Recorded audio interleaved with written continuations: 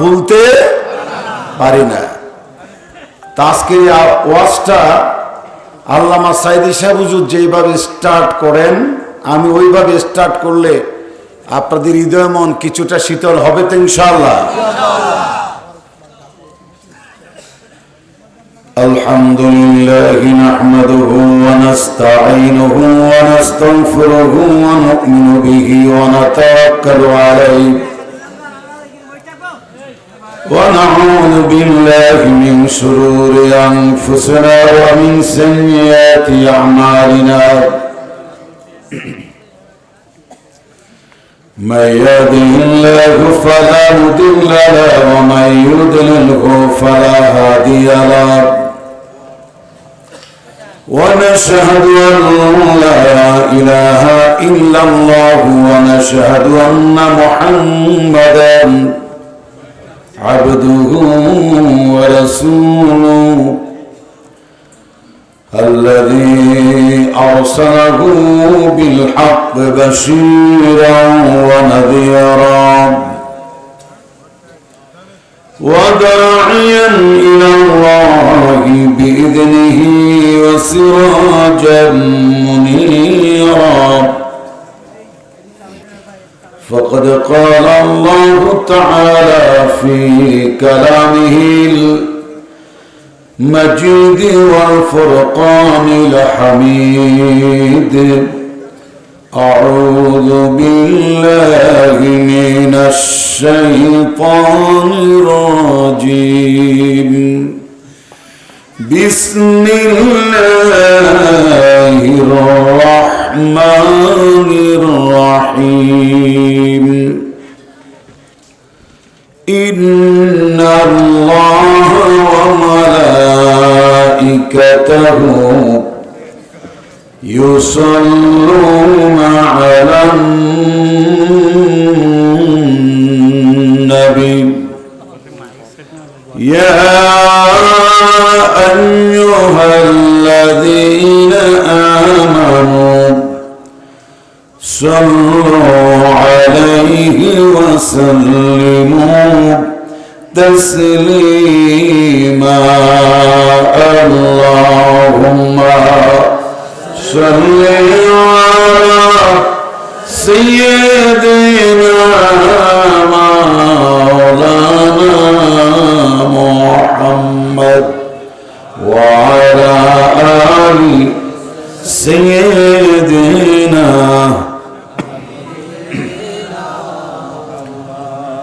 আমরা যারা এইভাবে আল্লাহর হাবিবের সম্মান মর্যাদার কথাগুলো তুলে ধরি, এটাকে আজকে থেকে কেউ বেদাদি দুরুদ বলবেন না, এটা আপনার জ্ঞানের অভাব। এই স্টাইলের দুরুদ আল্লাহর হাবিবের সম্মান মর্যাদার প্রসঙ্গে আরবিতে এই কথাগুলো ছন্দবদ্ধভাবে বলা হয়।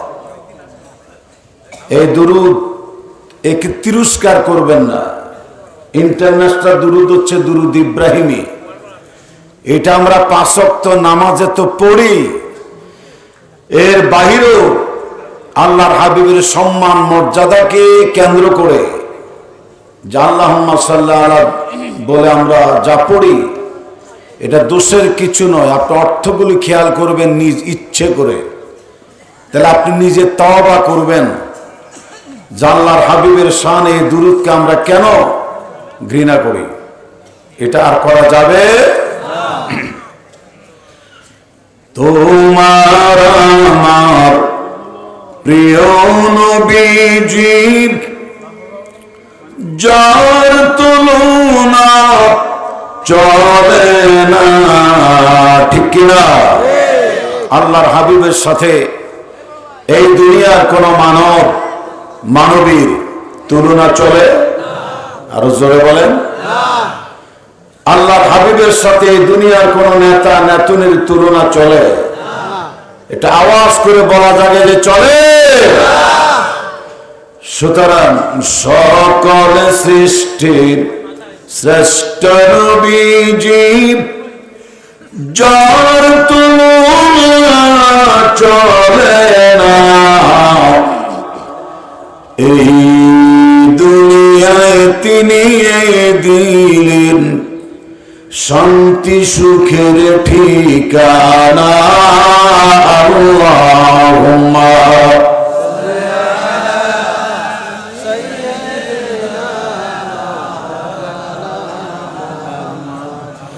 ওয়া আলা আলি সাইয়্যিদিনা।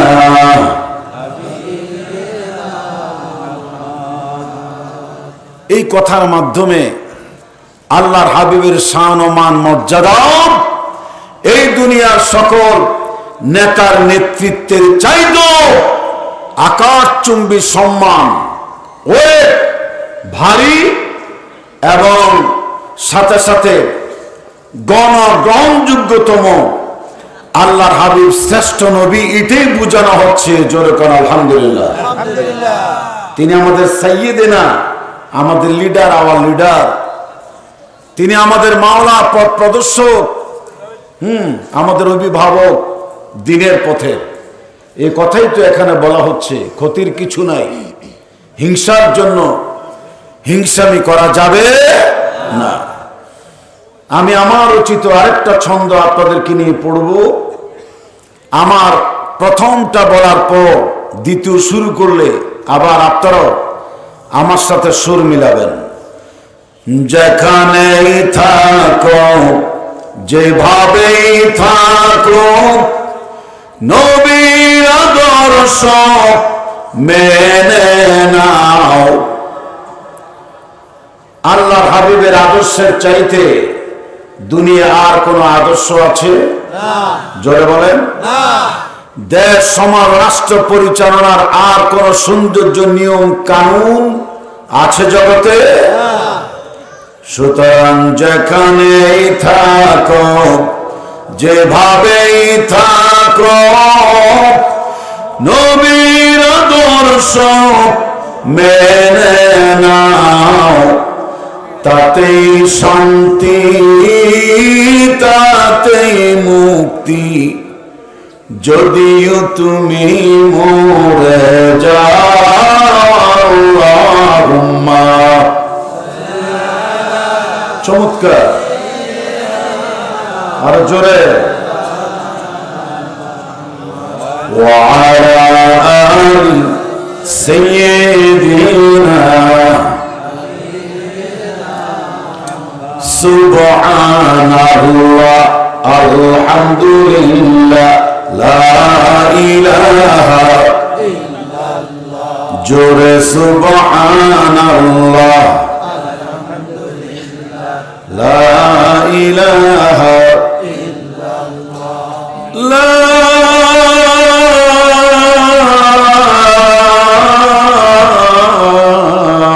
ইলাহা ইল্লা আনতা সুবহানাকা ইন্নী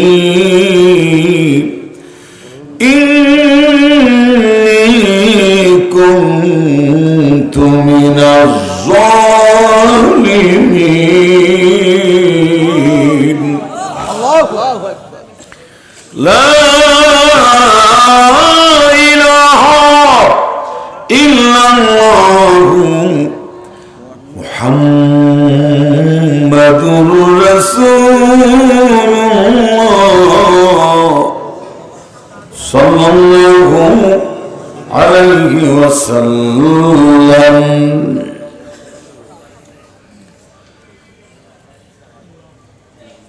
বিচিত্র পৃথিবীর বৈচিত্র্যময়, নান্দনিক, দৃষ্টিনন্দন, নয়নাভিরাম, সুনীল নীরব, নীলিমাময়, মেঘমুক্ত মহাকাশ, চন্দ্র, সূর্য, গ্রহ, নক্ষত্র, কীট, পতঙ্গ, সৌররাজি, মহাসমুদ্রের অতল তলে তলিয়ে থাকা নীল তিমি, খুলনা, সাতক্ষীরা, সুন্দরবন, আর আফ্রিকার তথা অ্যামাজন জঙ্গলে লুকিয়ে থাকা হিংস্র প্রাণী, পদতলের পিপীলিকা, উড়ন্ত পক্ষীরাজি সহ আমাদের সকলের ক্ষুধায় খাদ্য পিপাসায় পানির ব্যবস্থা করেন যে মহান সত্তা, যে মহান দ্রষ্টা, সে চিরন্তন চিরঞ্জীব শাশ্বত অবিনশ্বর আল্লাহ সুবহানাহু ওয়া তাআলার পক্ষ থেকে পাঠানো আখিরি কালাম, কালামে রব্বানি, কালামে রহমানি, মহাগ্রন্থ। আমি কিছু বললে বাকিটা আপনারা বলবেন। মহাগ্রন্থ আল কোরআনুল করিম, আল কোরআনুল মাজিদ, আল কোরআনুল হাকিম। সেই কালামুল্লাহ, সেই মহাগ্রন্থ আমার আল্লাহ রাব্বুল আলামিন তিনি যে বলেছেন আকিমুস সালাহ ওয়া আতাউজ যাকাত, নামাজ প্রতিষ্ঠা করো, যাকাত ভিত্তিক অর্থ ব্যবস্থা রূপায়ণ করো। আমার মাবুদ আকিমুস সালাহ ওয়া আতুজ যাকাত ওয়া আতাউজ যাকাত, আকিমিস সালাতা লিদুলুকিশ শামসি ইলা ওয়াসাকিল লাইলি ওয়া কুরআনাল ফাজর ইন্না কুরআনাল ফাজরি কানা মাশহুদা।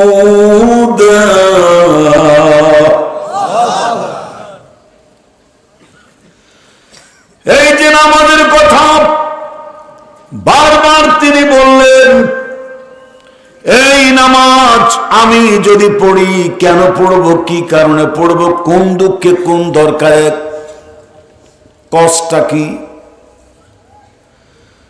আমার মাবুদ এই দুনিয়ায় ঈমানের পরে যেমন আমানতু বিল্লাহি ওয়া মালাইকাতিহি ওয়া কুতুবিহি ওয়া রাসূলিহি ওয়াল ইয়াউমিল আখিরি ওয়াল কদরি খায়রি ওয়াশ শাররি মিনাল্লাহি তাআলা ওয়াল বাসি বাদাল মাউত।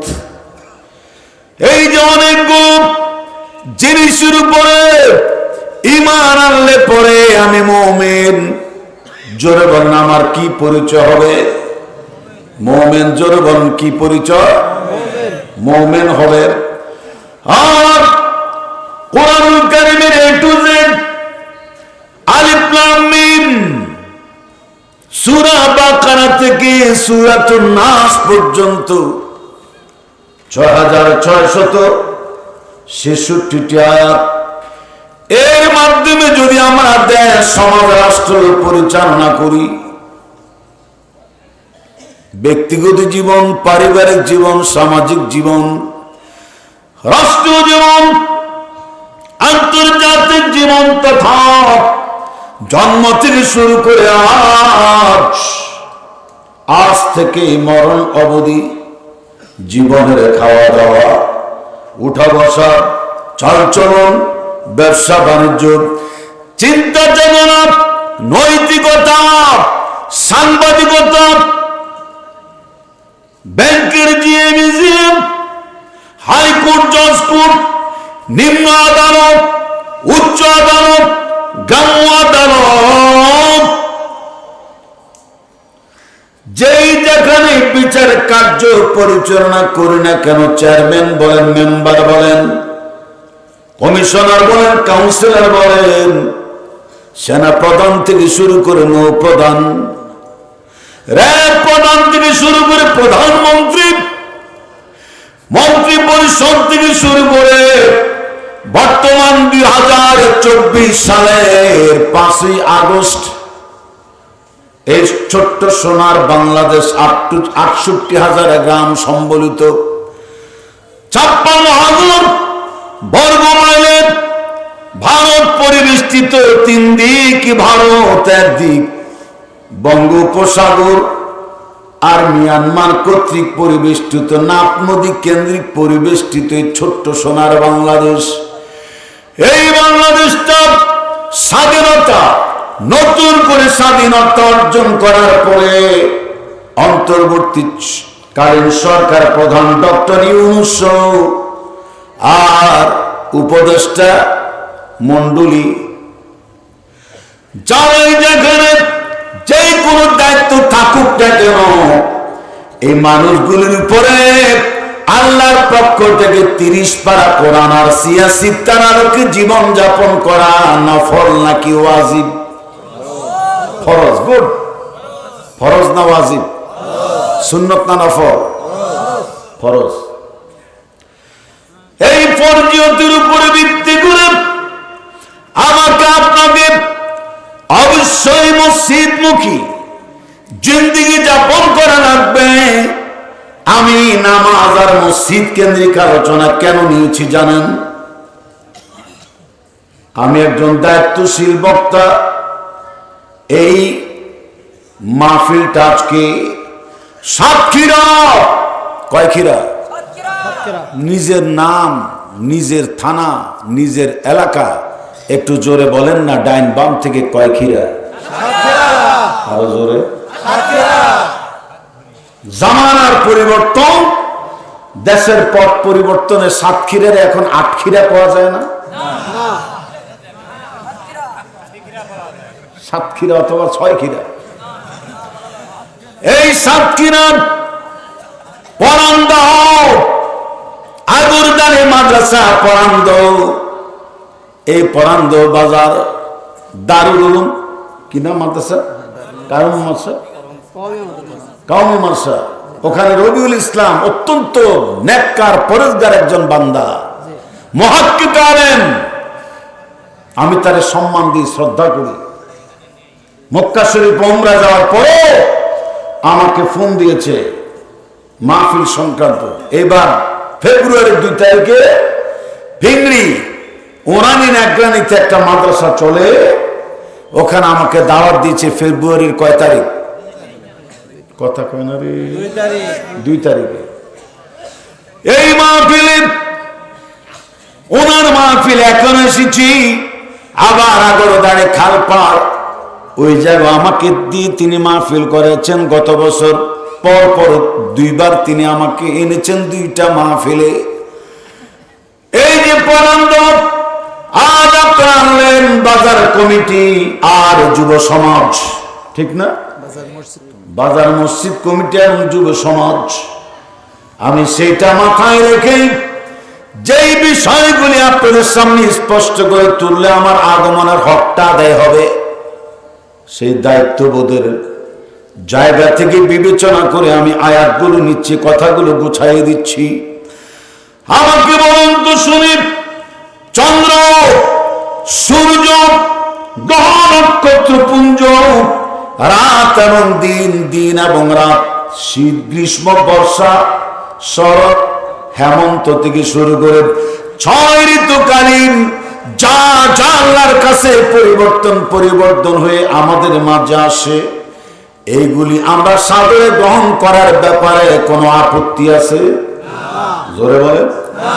পূর্ব দিগন্ত রক্তিম জুড়ে রক্তিম করে সূর্য উঠবে, সূর্যের আলো আধারিতে উকি ঝুঁকি দিবে চন্দ্রের, সেই ওই সূর্যটা যদি আর না দেয় আলো, কি করে আকাশে চাঁদ উঠবে?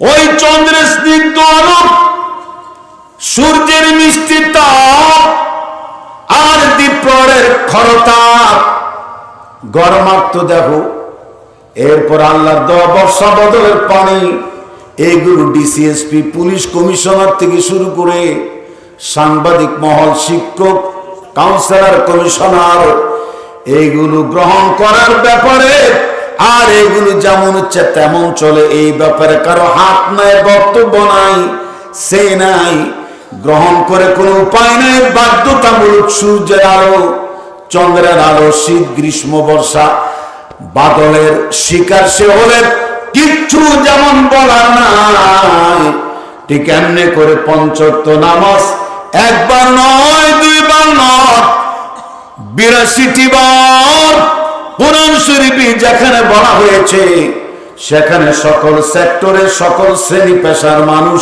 ওই আল্লাহর পাঁচ ওয়াক্ত নামাজে মসজিদের আজানে সাড়া দেওয়ার প্রয়োজন আছে না নাই? অনেক খুশি হলাম, মনোযোগ দিয়ে আমার এই কথাগুলো শুনেছেন বলেই তো সাউন্ডটা ক্লিয়ারলি আমার কান পর্যন্ত বাড়ি মেরেছে। আল্লাহ প্রত্যেকটা হুকুম আকাম পালন করার প্রয়োজন আছে না নাই? যথার্থভাবে সেই হুকুম কি পালন হয়? চিল্লাবানের পালক হয়? পালন হয় না। এটা ঐচ্ছিক কোন ইবাদত নয়। ও ভাই দুস্থ বুজুর্গ, নামাজের পরে মসজিদ ইমান একিনের কথা হবে মাগরিবের পরে। সব ভাই বসি বহুত ফায়দা হবে। কেউ বসলো না।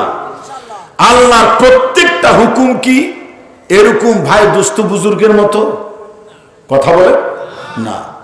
বাই হোক और बाय क्रोध মানতেই হবে। জোরে কোন ঠিক কিনা? পর্দা ফরজ।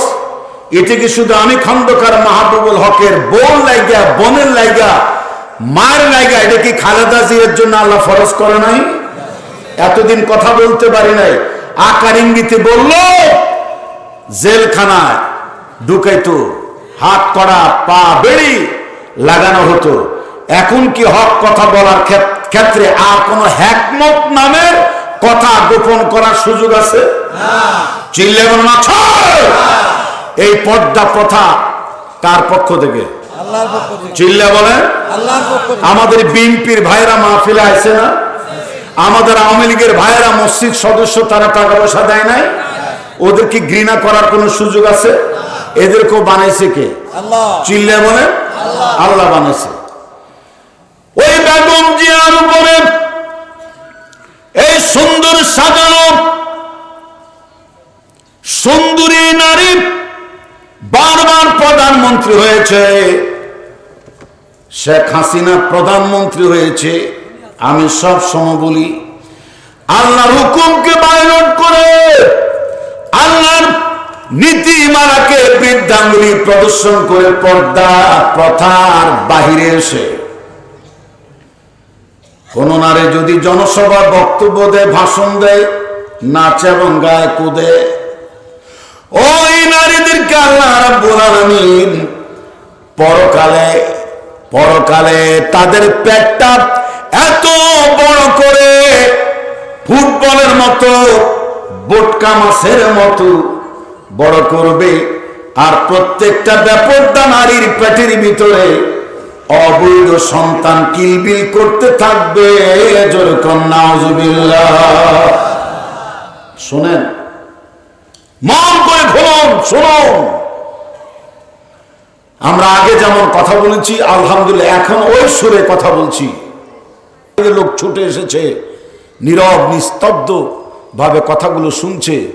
আমি আমার আলোচনার হেডলাইন, মূল আলোচনা শুরু করে ফেলেছে, অলরেডি চলছে অব্যাহত গতিতে। হুকুম চলবে কার? আল্লাহ। আরো জোরে বলো আল্লাহ। আমার মায়েরা, জিজ্ঞেস করা হবে এই নারীগুলির পেটে তো বড় কেন? সময়ের প্রেক্ষাপটে, কালের পরিবর্তনে হয়তো এটাও জিজ্ঞাসা করা হবে। বাংলাদেশের মুমিন মুসলমানরা জিজ্ঞাসা করবে, কিরে এটা তো বড় মন্ত্রী ছিল, বারবার প্রধানমন্ত্রী ছিল, দুজনে তো প্রধানমন্ত্রী ছিল, স্পিকার ছিল নারী। এই নারীগুলির পেট এত বড় কেন, এত উঁচু কেন? এদের ভিতরে মানব সন্তান কিলবিল করে কেন? গের বাড়িতে মৎস্য খামারে এই সাতক্ষীরার মাছ তো আমাদের ঢাকায় যায়, সাতক্ষীরার মাছ ছাড়া চুলায় আগুন জ্বালায় না। এত স্বাদের মাছ, জোরে কোন ঠিক কিনা? এর মধ্যে একটা মাছের নাম হচ্ছে ভেটকি মাছ। এটা কোনো নাম হইল গো?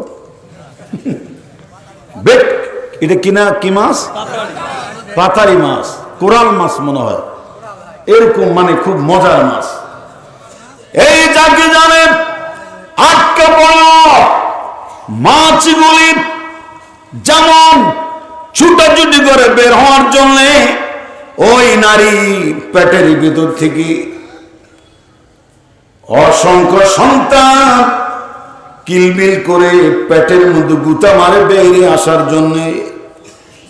সম্মানিত সাক্ষীরা, বাজারবাসী, চতুর্দিক থেকে আগত নসিমন করিমন বড়বড়ি মোটরসাইকেল, হুন্ডা সাইকেল, রিক্সায়, অটোতে আসা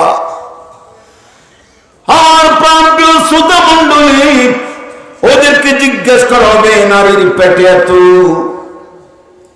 মানব সন্তান দেখা যাচ্ছে, ঘটনাটা কি উত্তর আসবে? এরা দুনিয়ার সেই সমস্ত নারী যারা আল্লাহর হুকুমকে লঙ্ঘন করে বেপরদা বেসরায় মানুষের মাঝে চলাফেরা করেছে, ভাষণ দিয়েছে, বক্তব্য দিয়েছে, গান গেয়েছে, নাচানাচি করেছে, শিক্ষকতা করেছে, গার্মেন্টসে চাকরি করেছে, মঞ্চ ময়দানে পারফরমেন্স করেছে, বোরকা ছিল না, পর্দা ছিল না, এটার কোনো গুরুত্ব দেয় নাই।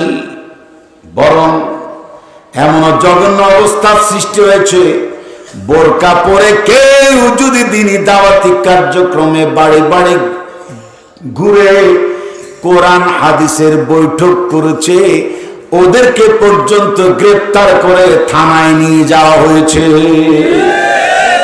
সাক্ষীর এরকম ইতিহাস হয় নাই? যশোরে হয় নাই? ওই সেই বাংলাদেশের উত্তরবঙ্গে আপনার বগুড়া বিভিন্ন জায়গা হয়েছে কি হয় নাই? আর এখন সেই বোরকা পরা নারীদেরকে দেখলে ওই পুলিশ ভাইরা এখন খালাম্মা কই সালাম দেয়, জোরে কোন ঠিক কিনা?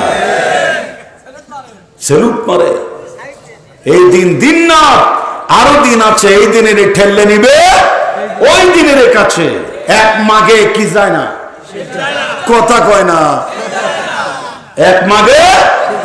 কিন্তু আজকে খুব একটা শীত আছে নাই, আলহামদুলিল্লাহ। জোরে করে আমার যারা রিসিভ করে এনেছে প্রাইভেট কারে, ওখান থেকে স্লোগান দিয়ে প্রথমে এখানে এনেছে। আমি সব মাহফিলে প্যান্ডেলটা একটু ভিজিট করি। মাইক আলহামদুলিল্লাহ ভালো, কোনো অসুবিধা নাই। এটা কি রিপন মাইক না? তারপরে সাতক্ষীরা আমি আসলে আরেকটা মাইকে কথা বলি, ওটা কি জানো, শামসুল মাইক আছে না, আরো আছে তো গাজী, তারপরে ফাহিম, ফাহিম মাইক, ফাহিম মাইক, চমৎকার চমৎকার মাইক, আলহামদুলিল্লাহ। এতে প্রশংসা করলে আমার ভালো লাগে। তুই আবার কইস না যে আমার মাইকে ওয়াজ করে আবার অন্য মাইকম্যানদের প্রশংসা করে কিনলে। হিংসা অন্তত তোদের মধ্যে না থাকুক। তোদের সবাইকে আমি ভালো জানি, সাউন্ড কোয়ালিটি চমৎকার, আলহামদুলিল্লাহ। কজিবুজের আত্মরে পাইয়া রিসিভ করে আমার গরম গেছে, গা শরীরে ঘাম ধরেছে, আলহামদুলিল্লাহ। জোরে কোন ঘাম কদ্দুর জুছে, ঘাম তো একটু পরে বের হবে, জোরে কোন ইনশাআল্লাহ। কথাগুলোর ফিনিশিং দিয়ে যাচ্ছি। তাহলে পর্দা প্রথার কথা, এটি কি কোনো জামাত ইসলাম শিবিরের কথা, ছাত্রী সংস্থার কথা? জোরে বলেন না। এটি কি তাবলিগ জামাতের মাস্তুরার কথা নাকি আল্লাহ? এটা পালন করা দরকার আমাদের সকলের। একটু আগে যাদের নাম নিয়েছি তারা এটা মানে নাই, না মানার কারণে মরণের পরে কবরে গেলে খবর হবে উলামায়ে কেরাম তাদেরকে বাঁচাবার জন্য কত গুরুত্বপূর্ণ সুন্দর কথা বলেছে, মানার মধ্যে তাদের লাভ ছিল, ঠিক কিনা? নারীত্বের মর্যাদা মাতৃত্বে, মন্ত্রিত্বে এবং নেতৃত্বে নয়।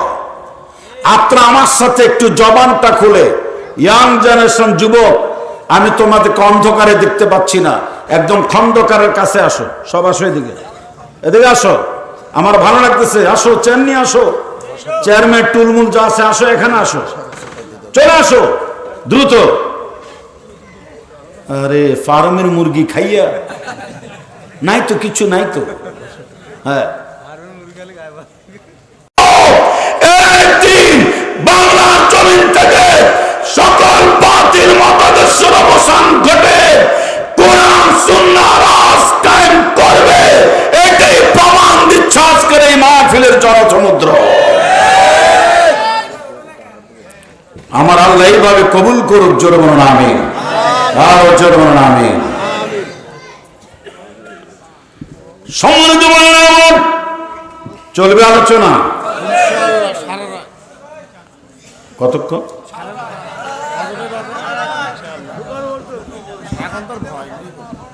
এখন ভয় নেই বলে সারা রাত ওয়াজ করবো। পরশুদিন মাহফিল ছিল আমার পঞ্চগড় উত্তরবঙ্গে, কালকে ছিল ঠাকুরগাঁও।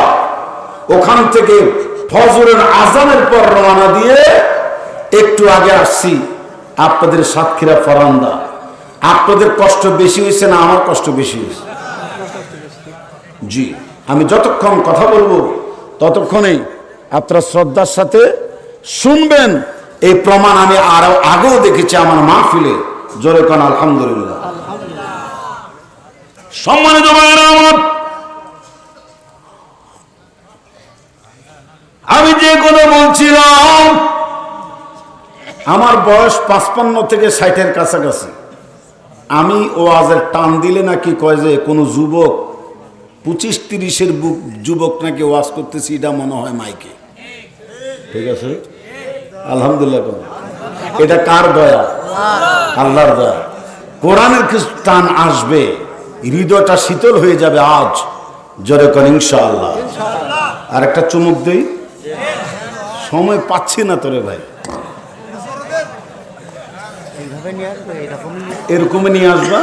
আস্তে করে এদিকে আসা দরকার নেই, পাশে রাখো। হ্যাঁ আমার মায়েরা, তাহলে পর্দা প্রথা আর নামাজের হুকুম, রোজার হুকুমের মতো দিন কায়েমের হুকুম আর জিহাদের হুকুমও আমাদের মানার প্রয়োজন আছে না নয়?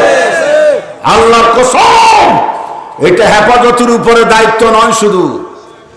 এই জিহাদ ফি সাবিলিল্লাহ, দিন কায়েমের আন্দোলন শুধু চরমনায়ের ভাইদের নয়, দিনের দাওয়াতি মেহনত শুধু তাবলীগের ভাইদের নয়, জামাতের নয়, শিবিরের নয়।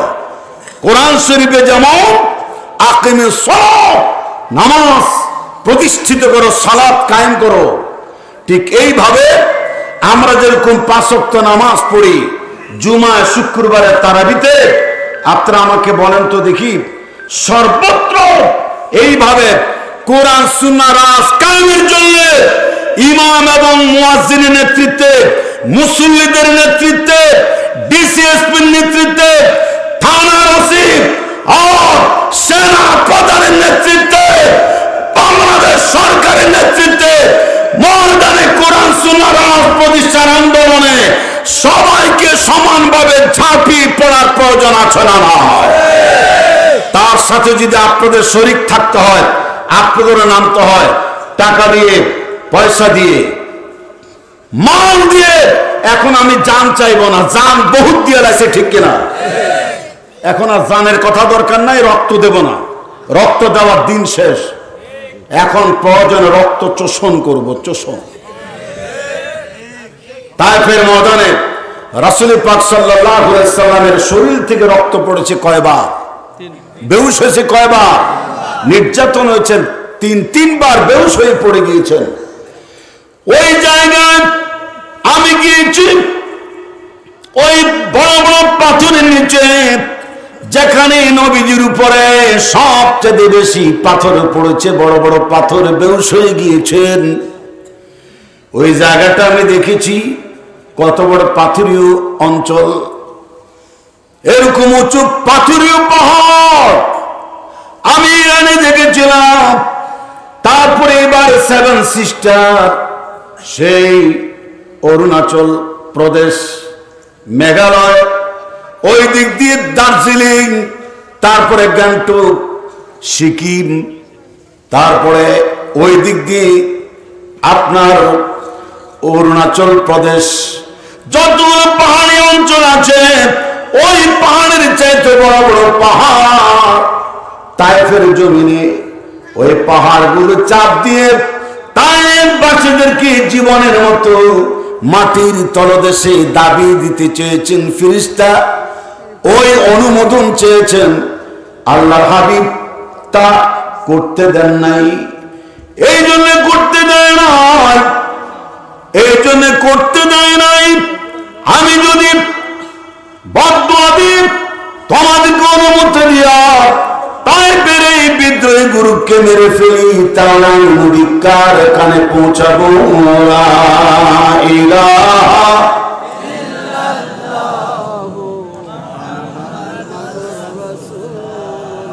আপনাদের গলার আওয়াজ আমার কাছে যদি এত সুন্দর লাগে, আল্লাহর কাছে আরো সুন্দর লাগতে পারে কি পারে না?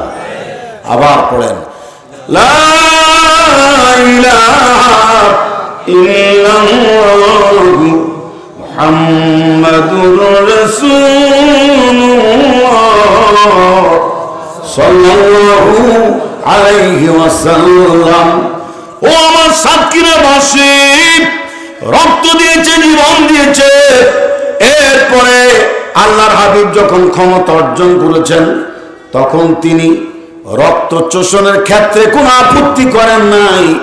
এই তায়েফ বাসীদেরকে দিনের দাওয়াত দেওয়ার জন্য পুনরায় তিনি কাফেলা নিয়ে গিয়েছেন, অস্ত্র শস্ত্র নিয়ে গিয়েছেন। তখন ওই তায়েফবাসী, সেই দুর্বৃত্তরা পাহাড়ে পাথর দিয়ে গড়ে তোলা দুর্গের ভিতরে তারা আশ্রয় নিয়েছে। আল্লাহর হাবিব পৃথিবীর ইতিহাসের প্রথম নিনজানি পাথর নিক্ষেপ কামান, জাদুল মাআদ পড়ে দেখুন, পাথর নিক্ষেপ কামান, যে কামানের ভিতর দিয়ে পাথর নিক্ষেপ করে বড় বড় পাহাড়িয়া দুর্গ ভূমিসাৎ ধূলিসাৎ করা সম্ভব, এরকম কামান নিয়ে আল্লাহর হাবিব তায়েফের জমিনে ওদেরকে থ্রেট দিয়েছেন, দিন মেনে নাও, দিনের কথা শোনো, কালেমা লা ইলাহা ইল্লাল্লাহর আওয়াজের সাথে সুর মিলাও, যদি না মিলাও তোমরা তোমাদের হালতে থাকো। আর যদি বিরোধিতা করো, দুর্গের মধ্যে থেকে কোনো ষড়যন্ত্র করো, আবার সে আগের দিনের মতো, তাহলে মনে রাখবে পাথর নিক্ষেপ কামান দিয়া দুর্গ উড়াই দেব। জোরে কোন সুবহানাল্লাহ। আল্লাহর হাবিব তায়েফের জমিনে রক্ত দিয়েছেন, আমরা এটা জানি, আমরা এটা জানি। কিন্তু নবীজি যে এদের বিরুদ্ধে পরবর্তী সময়ে মিনজানি কামান ব্যবহার করেছেন, আমরা এইটার ইতিহাস অনেকে জানি না, জানলেও চুপায় রাখি। সুবিধাবাদ জিন্দাবাদ যাহাদের কথা বলতে চায় না, এমন পাগড়িওয়ালা লম্বা জামাওয়ালা মুনাফিক বাংলাদেশে আছে না? না আছে না? নয়। এখন আপনাদের সজাগ থাকতে হবে। প্রত্যেকটা মসজিদে, এটা আমি বলে যাচ্ছি, অসুবিধা নয়। আগে যেমন তাবলীগের ঘোষণা দিয়েছে, ভাই দুস্থ বুজুর্গ নামাজের পরে দ্বীনি তালিম হবে, সব ভাই বসি, বহুত ফায়দা হবে। এটা কোনো খারাপ, এটা কি কোনো খারাপ ঘোষণা? ভালো ঘোষণা, আলহামদুলিল্লাহ। কোন তাবলীগ যতই দুই টুকরা হোক, আছে, থাকবে, ছিল, বাধাগ্রস্ত করে কোনো লাভ নাই। এটাও দিনের একটা মেহনত। জোরে কোন ঠিক কিনা? আরো জোরে কোন আলহামদুলিল্লাহ। এটা চলবে। আবার পাশাপাশি ওই মসজিদের মিম্বরের পাশে ইমাম সাহেবের সাথে অথবা ওনার মাধ্যমে ঘোষণা দিতে হবে, ও ভাই মুসল্লানি কেরাম, নামাজের পরে সূরা ভিত্তিক, আয়াত ভিত্তিক আল্লাহর কোরআনের দাস হবে, আমরা সবাই বসে যাই, অনেক কল্যাণ হবে। এই ঘোষণা প্রয়োজন আছে না? নাই। এটা শিবিরের ছেলেরাও দিতে পারবে, জামাত ইসলামের ভাইয়েরাও দিতে পারবে। মসজিদে আর কোনো ভয় আছে? চিল্লা বলেন, আপত্তি আছে? কেউ যদি তাতে বিরোধিতা করে, বাধা দেয়, ওর সেই খবর হয়ে যাবে। কথা ঠিক কিনা বলে? বাধা টাধা সব মানছি জীবনে, 71 সাল থেকে মানা শুরু হয়েছে, এখন আর মানার ধার ধারে না মুসলমান। আর আল্লাহর ঘর টাকা হবে, পয়সা হবে, ওয়াজ নসিহত করে আমরা কোরআন হাদিসের কথা বলে কালেকশন ওয়াজ করব।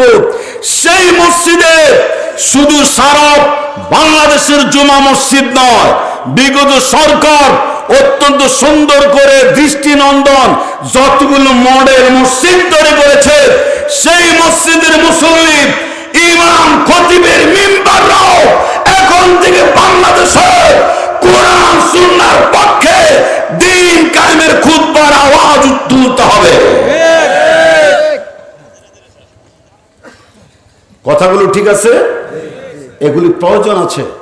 না হয় এই জাতি সজাগ হবে না। নামাজের ব্যাপারে বয়ান হয়েছে বলে আমরা নামাজের গুরুত্ব দিই, মসজিদে যাই, টাকা দিই, পয়সা দিই, মসজিদের টয়লেট, অজুখানা, টিউবওয়েল বানাবার জন্য আমরা অনুদান দেই। কিন্তু এই আল্লাহ যে বলেছেন আকিমুস সালাহ, এটা মানলাম। এর পাশে তিনি যে বলেছেন আনাকিমুদ্দিন, দিন কায়েম করো, দিন প্রতিষ্ঠা করো, এটা কার হুকুম জোরে বলেন? এটা মানার প্রয়োজন আছে না নাই? এরপরে যে পর্দার কথা বলা হয়েছে, কোরআনুল কারীমের ভিতরে শুধু মহিলাদের উপরে পর্দা প্রথা ফরজ এটা নয়, পুরুষের উপরে ফরজ। আমল করার তাগিদ দিয়েছেন কে? কুল্লিল মুমিনিনা ইয়াগুদ্দু মিন আবসারিহিম। হে নবী, প্রত্যেক মুমিন বান্দাদেরকে বলে দিন তারা যাতে পর নারী থেকে নিজেদের চক্ষুকে নিম্নগামী করে। একটা নেত্রী যখন জনসভায় দুহাত তুলে ভাষণ দেয়, জনগণ খালি তার হাতের দিকে তাকায় না, একটু এদিক ওদিক তাকাবার সুযোগ পায়। লজ্জা করে লাভ নাই, এরকম হয় কি হয় না? কে বলেছে তোমাকে নেতৃত্বের মধ্যে আসতে? তুমি জানো লা ইফলাহু কওমুন ওয়াল্লাহু আমারহুম, ওই জাতি কখনোই কল্যাণের শীর্ষস্থানে আরোহণ করতে পারবে না। যে জাতি তার রাষ্ট্রীয় দায়িত্বের ভার কোন নারীর স্কন্ধে চাপিয়ে দেয়, ঘাড়ের মধ্যে চাপিয়ে দেয়, বিগত জীবনে তাই তো হয়েছে। আর সেই জন্য সর্বনাশ, অনেক মানুষকে জীবন দিতে হয়েছে, যেরকম ঠিক কিনা? জীবন দিতে হয়েছে, পুলিশ ভাইদের রক্ত দিতে হয়েছে, সেনাবাহিনীদেরকে রক্ত দিতে হয়েছে, বিডিআর ভাইদেরকে রক্ত দিতে হয়েছে। আবারও আমার এই বাংলাদেশে একটা নৈরাজ্য, সন্ত্রাস, এই বাংলাদেশকে একটি বিপর্যয়ের মুখে ঠেলে দেওয়ার জন্য ইসকন নামের উগ্রবাদী হিন্দুরা একটু উকিঝুঁকি দিচ্ছে, যেরকম ঠিক কিনা? উকিঝুঁকি দিচ্ছে। এই ষড়যন্ত্র ইনশাল্লাহ সেনাবাহিনীর সাথে, পুলিশ ভাইদের সাথে জনগণ রুখে দিয়েছে, যেরকম ঠিক কিনা? ইসকনের কোন চক্রান্ত ষড়যন্ত্র আমার এই মুসলিম অধ্যুষিত জনপদে কার্যকর হবে না। কারণ এখানে অমুসলিম ভাইয়েরা আমাদের এই বাংলাদেশে ডিমের কুসুমের মতো নিরাপদ, যেরকম ঠিক না? 5ই আগস্টের পরে 2024 সাল পর্যন্ত এখনো আমার ভাইয়েরা, কি কাউমি, কি আলিয়া, আলেম ওলামা, সকল স্তরের মানুষ আলহামদুলিল্লাহ, মন্দিরে যাতে কোনো হামলা না হয়, হিন্দু ভাইদের কোনো ব্যবসা প্রতিষ্ঠান ধ্বংস না হয়, টাকা পয়সা দুর্বৃত্তরা চুরি করে স্বর্ণ অলংকার আর মিষ্টির দোকানে হামলা দিতে না পারে, আমরা পাহারাদারের ভূমিকা পালন করতেছি। এইগুলো মিডিয়ায় আসার প্রয়োজন আছে না নাই? কোথাও কি বিচ্ছিন্ন ঘটনা হয়েছে, এটা নিয়ে ভারত কত লাফালাফি করে মিডিয়া কেন্দ্রিক। আমি মিডিয়ার ভাইদেরকে বলবো, আপনাদের সুবাদে আমি আপনাদেরকে সম্মান দিই, মর্যাদা দিই। আমরা যেখানে যাই অসংখ্য মিডিয়া আমাদের কথাগুলি তুলে জাতির সামনে পেশ করে। আপনারা এই কথাগুলো তুলবেন। আমার এই বাংলাদেশে আমরা হিন্দু মুসলমান ভাই ভাই হয়ে একে অপরের হিতাকাঙ্ক্ষী হয়ে বসবাস করছি, এতে কোনো আপত্তি আছে? এতে কোনো সন্দেহ আছে? আমাদের এই সহস্র বছরের সাম্প্রদায়িক সম্প্রীতিকে বিনষ্ট করার জন্য এক শ্রেণীর দুষ্কৃতিকারী মুসলমানদের মাঝে, হিন্দুদের মাঝে সাম্প্রদায়িক উস্কানি মূলক বক্তব্য দিয়ে দাঙ্গা হাঙ্গামা লাগিয়ে ভারতকে বাংলাদেশ মুখী করতে চায়, ঠিক কিনা? এটা সম্ভব নয়। এই দেশকে কলঙ্কিত করা যাবে? আমরা মুসলমান, আমাদের কাছে সব ধর্মের মানুষ আমানত, আমরা তাদেরকে ভালোবাসি। আমাদের দেশের চেয়ারম্যান, আমাদের দেশের মেম্বার, সকল শ্রেণী পেশার মানুষ অমুসলিমদের ভাইদের বিপদ আপদে, সনাতন ধর্ম, হিন্দু ধর্ম অবলম্বী যারা রয়েছেন তাদের প্রতি অনেক স্যাক্রিফাইস আছে আমাদের। আপনাদের এই সাতক্ষীরা হিন্দুদের বাড়িঘরে কোনো হামলা করছে মুসলমান? আরো জোরে বলেন। হামলা কিন্তু করে না। আরে আমার এয়ারপোর্টটা তো দেখা গেল রে। বিশ্বাস করেন ভাই, শ্বাসশুদ্ধকর ভাবে কথা বলতেছি, অনেক ভালো লাগতেছে। তো এই কথাগুলো আমাকে কে গুছাই দিচ্ছে? আল্লাহ গুছাই দিচ্ছে। দরকার আছে না এখন? এটা নরম নরম ওয়াজের দিন শেষ হয়ে গেছে ভাই। এখন গঠনমূলক জিহাদি জজবা নিয়ে কথা বলতে হবে। এই ঠান্ডায় বছর শ্রোতাদের মধ্যে মাঠ গরম করার মতো বক্তব্য উপস্থাপন করার প্রয়োজন আছে না? নাই? জি। তোর মতো শ্রোতাই দরকার আছে রে সোনামনা, সোনামণি। এই ছোট্ট বাচ্চাদের মধ্যে একটা স্পিরিট, ও যাদের না বুঝতো আছে বলে চিৎকার মারতো, ওদের মধ্যে প্রভাব বিস্তার হচ্ছে। জি, জাতগুলো সামনে রে, আমি আমার বক্তব্য একটার পর একটা কোরআন শরীফের আয়াত তেলাওয়াত করি, এরপরে তার উপরে ভিত্তি করে কথা বলি। এতক্ষণ যে কথাগুলি বলেছি সেগুলি কার বাণী? জোরে বলেন। আরেকটা হাদিসের বাণী বলেছি, এখন বলবো কোরআন শরীফের বাণী। আর-রিজালু কাওয়ামুন আলান নিসা বিমা ফাদ্দালাল্লাহু বা'দাহুম আলা বা'দ ওয়া মিমা আনফাকু মিন আমওয়ালিহিম ফাস-সালিহাতু কানিতাতুন। এইভাবে একটা ধারা বিবরণী দেওয়া হয়েছে নারীদের উপরে। খাদেম খায় খেদমত করার জন্য তাদের উপরে নেতৃত্ব করবে কারা? পুরুষেরা। জোরে কোন কারা? পুরুষেরা। এই নেতৃত্ব মানি তাদের প্রয়োজনের আয়োজন করে দেবে। এই নারী সমাজের যে কোনো প্রয়োজন মিটিয়ে দেবে। মারবে না, ধরবে না, গালি দেবে না, তাদের সঙ্গে দুর্ব্যবহার করবে না।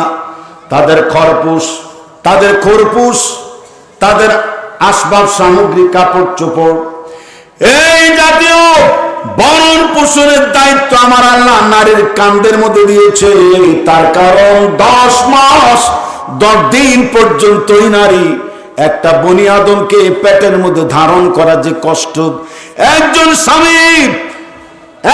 স্বামী দেওয়া সব পুঞ্জীভূত ভালোবাসাকে এক জায়গায় করার পরেও একটা নারী 10 মাস 10 দিন পর্যন্ত সন্তান পেটে ধারণ করার এক রাতের কষ্টের কাজে স্বামীর সব ভালোবাসা, ধনৈর্য, টাকা পয়সা সব তুচ্ছ হয়ে যায়। জোরে কোন ঠিক কিনা? সব তুচ্ছ। এই জন্য বলে নারীত্বের মর্যাদা নেতৃত্বে এবং মন্ত্রিত্বে নয়, নারীত্বের মর্যাদা মাতৃত্বে। হাত জাগায় বলেন ঠিক কিনা? হাত উঠায় বলেন ঠিক কিনা? নারীত্বের মর্যাদা মন্ত্রিত্বে, নেতৃত্বে নয়, তাদের মর্যাদা মাতৃত্বে। Yes or not? Yes or not? এখন থেকে বাংলাদেশে নারী নেতৃত্বে বিলুপ্তি সাধন হওয়া চাই কি চাই না? অবশ্যই চাই। আল্লাহ কবুল করুক। জোরকান আমিন। একজন সাহাবী মারা গেলেন, শাহাদাত বরণ করলেন। ওই সাহাবীর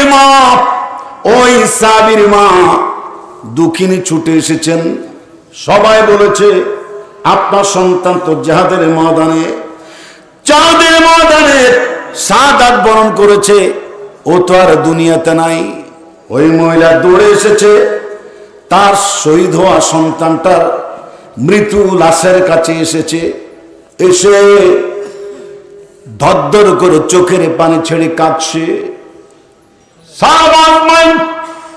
অবাক হয়ে গেলেন আর বললেন, কি গো মা, কি গো হে নারী, শহীদের ময়দানে, যাদের ময়দানে তোমার সন্তান শাহাদাত বরণ করেছে, তুমি হাই উতাস করছো না, বিলাপ ক্রন্দন করছো না, তুমি শুধু চোখের পানি ছেড়ে কাঁদছো।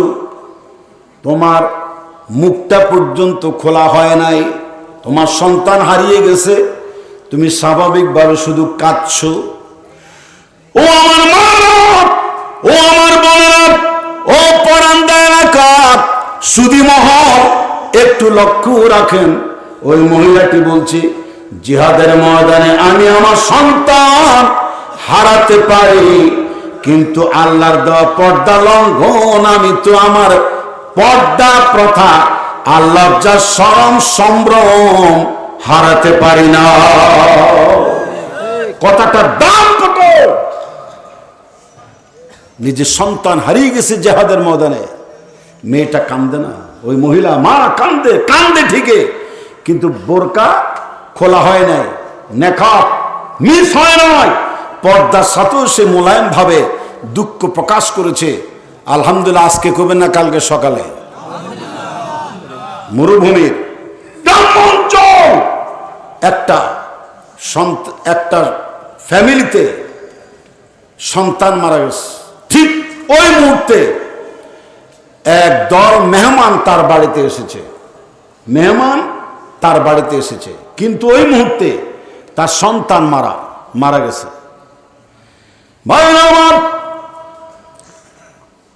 ওই মহিলা চিন্তা করেছে, আমি যখন এখন কান্দি, সন্তান হারা বিয়োগ ব্যথায় বিলাপ ক্রন্দন করি, আমার মেহমানগুলি চলে যাবে। এই মেহমান তো আল্লাহর রহমত, হাদিস শরীফের ভিতর আছে, কোন বাড়িতে যদি মেহমান আসে, ওই মেহমান একা আসে না, ওই বাড়িতে আল্লাহ রব্বুল আলামিনের রহমত প্রবেশ করতে থাকে। আবার শুনান তো সুবহানাল্লাহ। কোন বাড়িতে যদি অতীত মেহমান আসে, মুখ কালো করা যাবে না, গোমরা করা যাবে না, মনটা খারাপ করা যাবে না। ডিম দিয়ে হলুক, কাঁচামরিচ দিয়ে হলুক, আলু ভর্তা করুক, সাধ্য অনুসারে তার মেহমান করার হুকুম দিয়েছেন বিশ্ব নবী। আলহামদুলিল্লাহ, যেরকম বিশ্ব নবী হুজুর এটাও বলেছেন, কোন বাড়িতে যদি মেহমান আসে, ওই ব্যক্তির বাড়িতে আল্লাহর রহমত কতটা দ্রুত বেগে ঢুকে, শোনেন কতটা দ্রুত বেগে শুনে। উট জব করার জন্যে তার গলার মধ্যে যেইভাবে ছুরির আঘাত মারে, ওই ছুরিটা উট জব করা, আর অস্ত্রটা দাঁড়ানো অবস্থায় উটকে জব করা হয়, কল্লাটা উঁচু, এই জায়গায় উটের কল্লার জব করার জন্য ফুটছে একটা অস্ত্র ব্যবহার করা হয়। ওই অস্ত্রটা উট জব করার ক্ষেত্রে যত দ্রুত ব্যাগে উটের কল্লা কর্তন করার জন্য ছুটে যায়। কোন বাড়িতে মেহমান আসতে পড়ে, আল্লাহর রহমত তার চাইতে দ্রুত বেগে ওই ঘরে প্রবেশ করতে থাকে। বুঝছেন বলেই কিন্তু মনের আনন্দ সুবহানাল্লাহ বলেছেন। আমাদের বাড়িতে মেহমান আসলে কি রাগ করার কোনো সুযোগ আছে? মুখ কালো করার সুযোগ আছে? মুখ গোমরা করার সুযোগ আছে? আঙ্গ নোয়াখালী কুমিল্লা